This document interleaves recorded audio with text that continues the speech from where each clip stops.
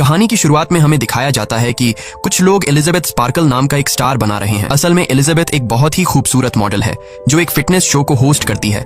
लोग एलिजाबेथ को इतना पसंद करते हैं कि इसके स्टार के पास आकर सेल्फीज बनाते हैं, लेकिन फिर वक्त के साथ साथ लोगों का इस स्टार से ध्यान हटता चला गया और ये स्टार टूट कर बिखर गया, जो ये साफ जाहिर कर रहा था कि लोगों का एलिजाबेथ स्पार्कल से इंटरेस्ट खत्म होता जा रहा है। सीन कट होता है और हमें एलिजाबेथ स्पार्कल को दिखाया जाता है जो एक वक्त अपनी जवानी के दिनों में बहुत ही खूबसूरत हुआ करती थी। हर जगह एलिजाबेथ के चर्चे थे, लेकिन अब वह बूढ़ी हो चुकी है और आज उसका 50वां जन्मदिन है। एलिजाबेथ अभी तक इसी शो को होस्ट करती है। शो की शूटिंग के बाद जब एलिजाबेथ वॉशरूम में जाने लगी तो उसे पता चला कि लेडीज वॉशरूम किसी वजह से बंद है, इसलिए वो मेल वॉशरूम में चली गई जहां पर शो का प्रोड्यूसर भी आ गया और ऐसे में एलिजाबेथ चुपके से एक बाथरूम में छिप जाती है। यहाँ प्रोड्यूसर फोन पर किसी से बात कर रहा था कि मुझे अपने शो के लिए एक नया चेहरा चाहिए। अब एलिजाबेथ पहले जैसी नहीं रही। जहाँ पहले एलिजाबेथ की वजह से उन्हें रेटिंग्स बहुत हाई मिलती थी, अब उनकी टीआरपीज गिरती जा रही हैं। कोई भी एलिजाबेथ को हमारे शो पर नहीं देखना चाहता। अब मैं और बर्दाश्त नहीं कर सकता। मुझे जल्द से जल्द एक यंग और खूबसूरत मॉडल चाहिए अपने शो के लिए। दूसरी तरफ बाथरूम में छिपी एलिजाबेथ ये सारी बातें सुन रही थी और ये सुनकर एलिजाबेथ बहुत मायूस हो जाती है। उसे अपनी जिस खूबसूरती पर घमंड था, आज वह घमंड टूट कर बिखर गया। वह गौर से अपने आप को शीशे में देखती रही जहां उसके चेहरे पर बहुत सारी झुर्रियां आ गई थी। प्रोड्यूसर की बातें सुनकर उसे बहुत ज्यादा दुख होता है, लेकिन अब उसे एक दुख ये भी था कि अब उसे शो से निकाला जा रहा है। कुछ देर बाद एलिजाबेथ को प्रोड्यूसर एक होटल में बुलाता है जहां प्रोड्यूसर बताता है, देखो एलिजाबेथ, तुम जानती हो कि वक्त के साथ साथ लोगों को कुछ नया चाहिए होता है। जो तुम पहले थी वो बात अब तुम में नहीं रही, इसलिए मुझे भी अपने शो को चलाने के लिए किसी दूसरे मॉडल को लाना होगा। प्रोड्यूसर की बातों ने एलिजाबेथ को बुरी तरह तोड़ दिया था। वो होटल से निकलकर घर की तरफ जाने लगी, लेकिन ड्राइव करते हुए प्रोड्यूसर की बातें उसके दिमाग में चल रही थी। थोड़ा आगे जाने के बाद वो देखती है कि उसका जो बड़ा सा बिलबोर्ड लगा हुआ था उसे भी फाड़कर हटाया जा रहा है। ये सब देखकर उसका रोड पर से ध्यान हट जाता है और सामने से आती हुई गाड़ी से उसका एक्सीडेंट हो जाता है। लकीली उस एक्सीडेंट में इसकी जान बच जाती है और इसे एक खरोंच भी नहीं आती। डॉक्टर उसे बताता है कि तुम्हारी सारी रिपोर्ट्स नॉर्मल है, लेकिन एलिजाबेथ खुश होने के बजाय फूट फूट कर रोने लगती है क्योंकि अब उसका करियर तबाह होने जा रहा था। डिस्चार्ज होने से पहले डॉक्टर एक बहुत ही खूबसूरत मेल नर्स को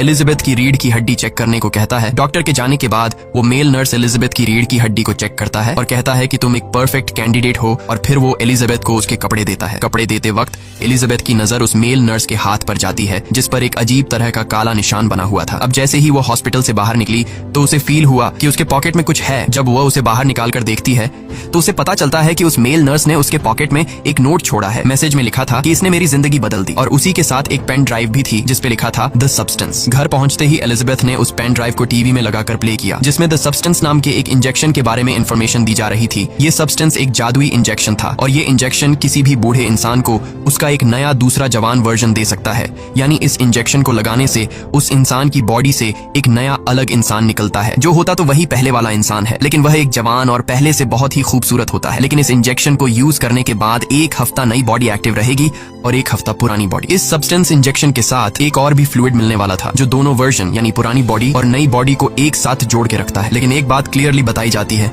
कि वो दोनों एक ही हैं और वो दोनों अपनी असली रूप से भाग नहीं सकते। एलिजाबेथ को ये सब एक मजाक लगा, इसलिए उसने सब्सटेंस ड्राइव को एक झूठ समझकर डस्टबिन में फेंक दिया। उसके बाद एलिजाबेथ अपने टेंशन को दूर करने के लिए एक बार में जाती है जहां वो एक यंग कपल को देखकर जेलस फील करने लगती है कि इतने सारे लोगों में मुझे तो कोई बाव ही नहीं दे रहा। जिसके बाद वो गुस्से में घर आकर चीजों को यहाँ वहाँ फेंकने लग जाती है। जब वो खुद को शीशे में देखती है तो उसे खुद से ही गिन होने लगती है कि वो कितनी बूढ़ी हो गई है। वो अपनी फोटोज को देखकर सोचती है कि एक वक्त था जब एलिजा के पीछे हजारों लोग दीवाने थे, लेकिन अब उसे कोई फिल्म या शो में भी लेने को तैयार नहीं है। एलिजा अब किसी भी हाल में दोबारा से वो फेम हासिल करना चाहती है, इसलिए वो अपनी जिंदगी का सबसे बड़ा कदम लेते हुए एलिजा फैसला करती है कि वो खुद का एक नया वर्जन क्रिएट करेगी। उसके बाद एलिजा डस्टबिन से वही पेन ड्राइव निकालकर उस पर दिए गए फोन नंबर पर कॉल करती है और कंपनी वालों से कहती है कि मुझे वो सब्सटेंस ऑर्डर करना है। दूसरी तरफ जो कोई भी बात कर रहा था वो इससे ज्यादा बात नहीं करता, बस एलिजाबेथ से उसका एड्रेस पूछा और फिर उसने एलिजाबेथ को एक एड्रेस बताकर कॉल काट दी। अगली सुबह एलिजाबेथ न्यूज़पेपर पढ़ती है जहां पर उसे एक एड दिखी जो उसी की कंपनी ने लगाई थी जहां एलिजाबेथ काम करती थी। एड में लिखा हुआ था कि एलिजाबेथ को काम से निकाल दिया गया है और उसकी जगह अब कंपनी में एक नए मॉडल की जरूरत है, जिसे देखकर वो और भी ज्यादा उदास हो गई। तब वह देखती है कि कल रात जो उसने ऑर्डर दिया था वो पार्सल आ चुका है। जब वह उस एनवलेप को खोलती है तो उसमें एक कार्ड पर नंबर लिखा हुआ था। अब एलिजाबेथ बिना सोचे समझे कल रात को कॉल पर बताई गई एड्रेस पर जा पहुंचती है।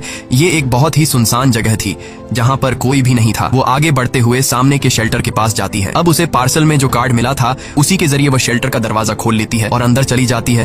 अंदर जाकर उसे ढेर सारे लॉकर्स मिलते हैं।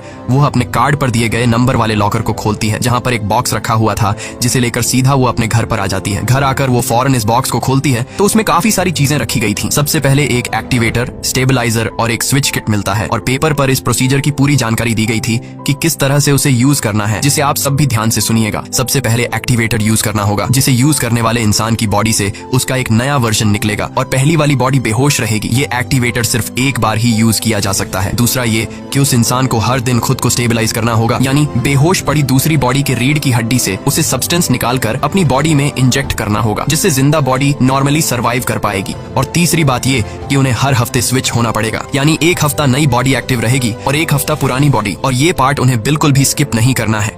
इसके अलावा एलिजाबेथ को उस बॉक्स में कुछ लिक्विड फूड भी मिलते हैं, जो उसे बेहोश पड़ी बॉडी में लगाना होगा, जिससे वह बॉडी 7 दिनों तक जिंदा रहेगी। उसके बाद एलिजाबेथ वॉशरूम में जाती है, जहां वो काफी देर तक अपनी बॉडी को देखकर सोचती है कि उसे ये करना चाहिए या फिर नहीं। जब वह देखती है कि उसकी स्किन ढलने लगी है और चेहरे पर रिंकल्स आ चुके हैं, वो खुद को इस तरह से बूढ़ी होती नहीं देख सकती थी, इसलिए वो एक्टिवेटर को अपनी बॉडी में इंजेक्ट कर लेती है। इंजेक्शन लगाने के बाद वो खुद में चेंजिंग का इंतजार करती है, लेकिन उसे कुछ भी नहीं होता और ऐसे में एलिजाबेथ को लगता है कि शायद ये सब फेक था। लेकिन फिर कुछ देर बाद उसे बहुत ज्यादा दर्द होता है और वो दर्द इतना ज्यादा था कि वो नीचे गिर जाती है और तड़पने लगती है। तब हम देखते हैं कि उसकी आंखें फटने लगी, उसकी आंखों के आईबॉल्स डबल होने लगते हैं। तब अचानक उसकी पीठ हिलने लग जाती है और फिर अगले ही सेकंड उसकी कमर फटने लगी, जहां से एक जवान और काफी खूबसूरत लड़की निकलकर बाहर आई। ये एलिजाबेथ का नया वर्जन था, एक नई जवान बॉडी जो पिछली बॉडी के अंदर से निकली थी। एलिजाबेथ के इस नए वर्जन ने जब अपने आप को शीशे में देखा तो वह हैरान रह गई कि इस दवा ने तो कमाल कर दिया। वो इतनी खूबसूरत और जवान बन गई कि ऐसा उसने सोचा भी नहीं था। काफी देर तक अपनी खूबसूरती देखने के बाद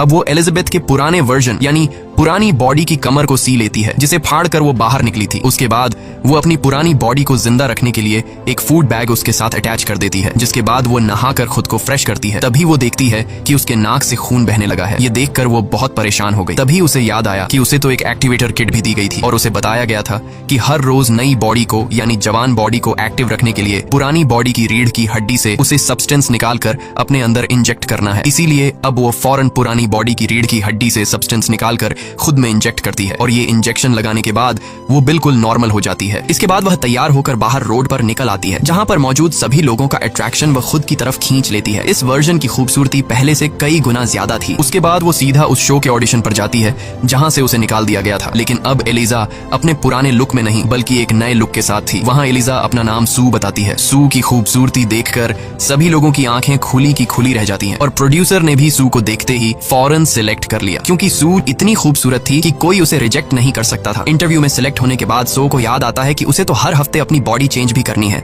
जिसके लिए वह प्रोड्यूसर से झूठ बोलती है कि मेरी मॉम बीमार है और मुझे हर हफ्ते गांव जाना पड़ता है अपनी मॉम का ख्याल रखने के लिए। प्रोड्यूसर बिना सोचे समझे सू की शर्तें मान जाता है, क्योंकि वो सू को किसी भी कीमत पर खोना नहीं चाहता था और उसे पता था कि सू की खूबसूरती की वजह से उनकी शो की रेटिंग्स बहुत ज्यादा बढ़ने वाली है। बस फिर क्या, कुछ ही दिनों में सू काफी ज्यादा पॉपुलर हो जाती है और वो इस जॉब को बहुत एंजॉय कर रही थी। लोग उसके दीवाने हो चुके थे और लोग उसे ठीक वैसे ही पसंद करने लगे जैसे आज से कुछ साल पहले लोग एलिजाबेथ को पसंद करते थे।